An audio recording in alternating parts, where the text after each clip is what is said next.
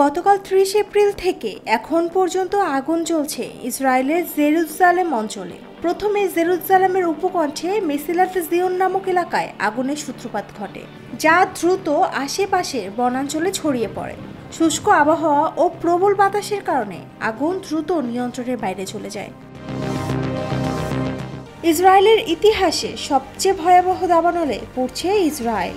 আগুনের তীব্রতা এতটাই বেশি ছিল যে বেশ কয়েকটি এলাকা পুরোপুরি খালি করতে বাধ্য হয়েছে কর্তৃপক্ষ। বন্ধ করে দেওয়া হয় গুরুত্বপূর্ণ রাস্তাও। শুষ্ক আবহাওয়া ও প্রবল বাতাসের কারণে দাবানল নিয়ন্ত্রণে হিমশিম খাচ্ছেন দমকল কর্মীরা। পশ্চিমাঞ্চলে অবস্থিত মেসিলাত জিওন এলাকা থেকে শুরু হয়ে দাবানলটি আশেপাশের বনাঞ্চলে দ্রুত ছড়িয়ে পড়েছে। এখনো পর্যন্ত প্রায় ২০,০০০ ডুনাম অর্থাৎ প্রায় ৫,০০০ একর বনভূমি পুড়ে গেছে। ১১৯টি দল এখনও আগুন নিয়ন্ত্রণের জন্য কাজ করে যাচ্ছে, তবে শুষ্ক আবহাওয়া ও প্রবল বাতাসের কারণে আগুন পুরোপুরি নিয়ন্ত্রণে আনা সম্ভব হয়নি।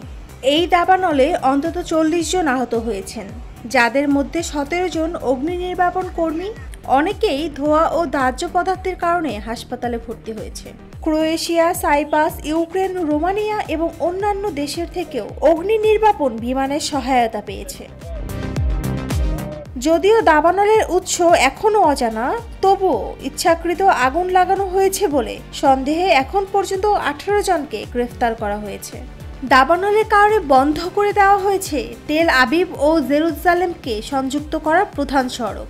দাবানলটি ইসরায়েলের বিভিন্ন স্থানে এখনও সক্রিয় রয়েছে, বিশেষ করে নেভে সালম শহরের কাছে আগুনের তীব্রতা বেশি। এক ভিডিওতে দেখা যায় আগুন ছড়িয়ে পড়েছে ব্যস্ত মহাসড়কের পাশেও।